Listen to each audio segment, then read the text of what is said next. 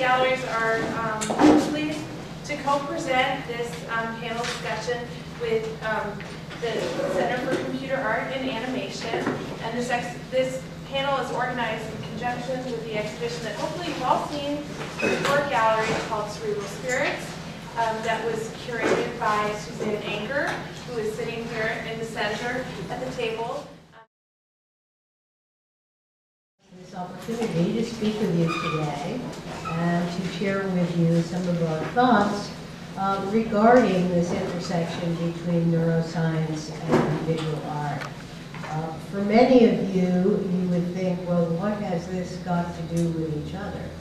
And I think that one of the things that is still really unmapped is the way in which the brain, memory, the imagination, our learning systems, our moods, and our emotions are still very unknown as territorial discoveries.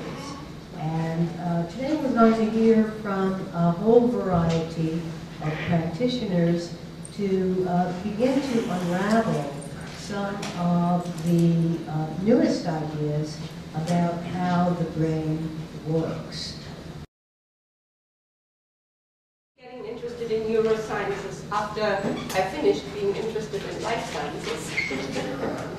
Well, it has, as an art historian, you always deal with the question, how do we react on art works and why?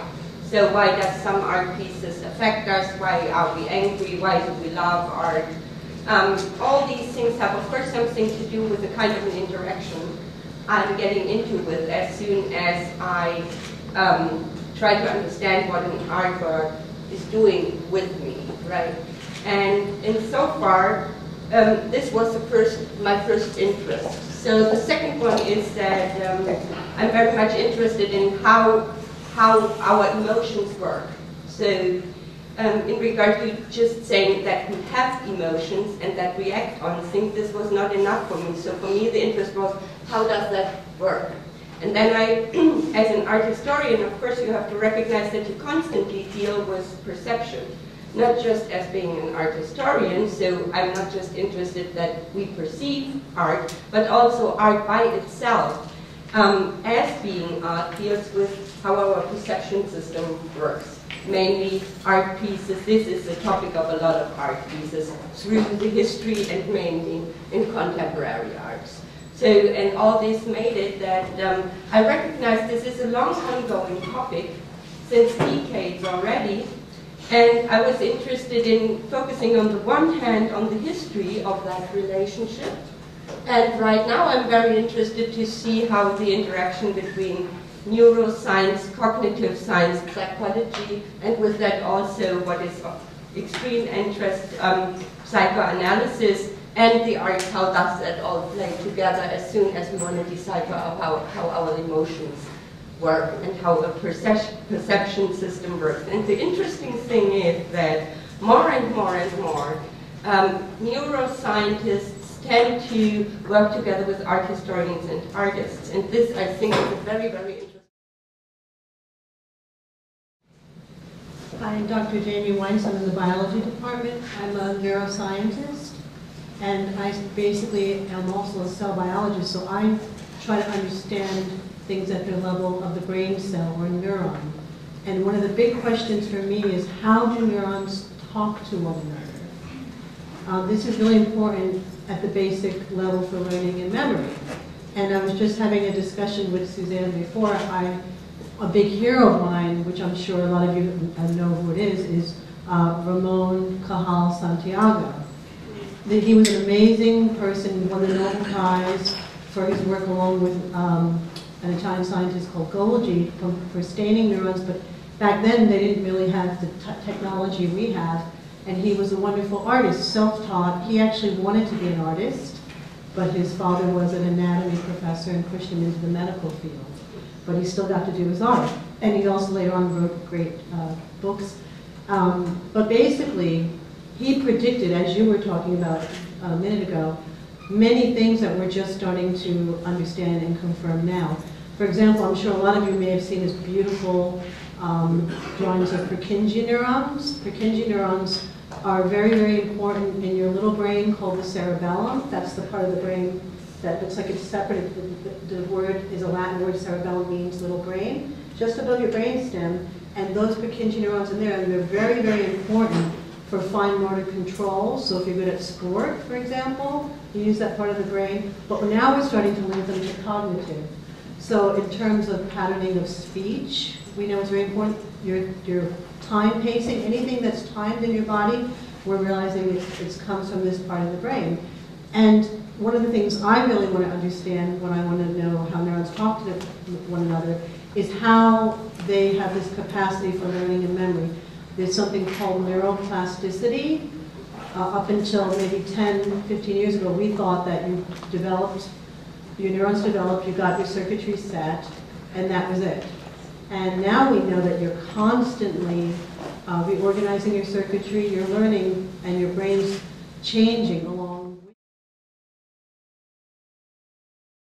I think we're incredibly fortunate to have these people come and speak to us at a very high level about the frameworks around which we can understand neuroscience in the context of critical theory, which, by the way, there's a book called The Two Cultures by C.P. Snow that talks about this sort of the battle between these two potential representations of reality.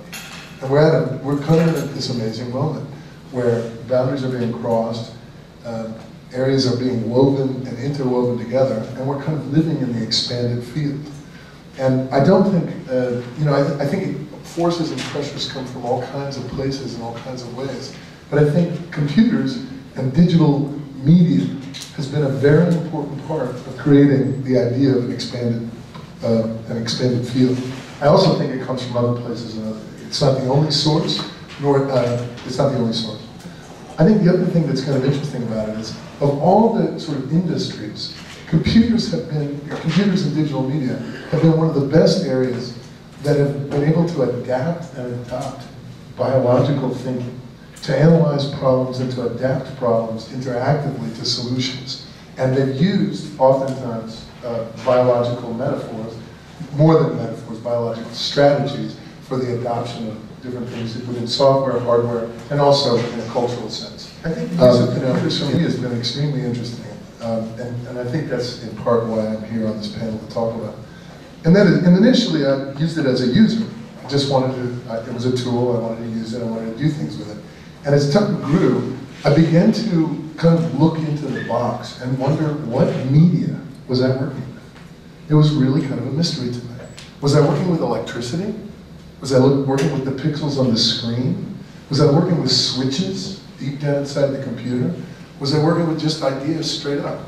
Three of the pieces in the show are pieces that were made with stereolithography. And that the process is simple. You have a virtual model. The model is sliced. Each cross-section is then manufactured using a laser light into liquid. And that's the reason I chose to use that technology. It wasn't that I was so enamored in the technology, but that idea that something is written with light was what I wanted to be in that work.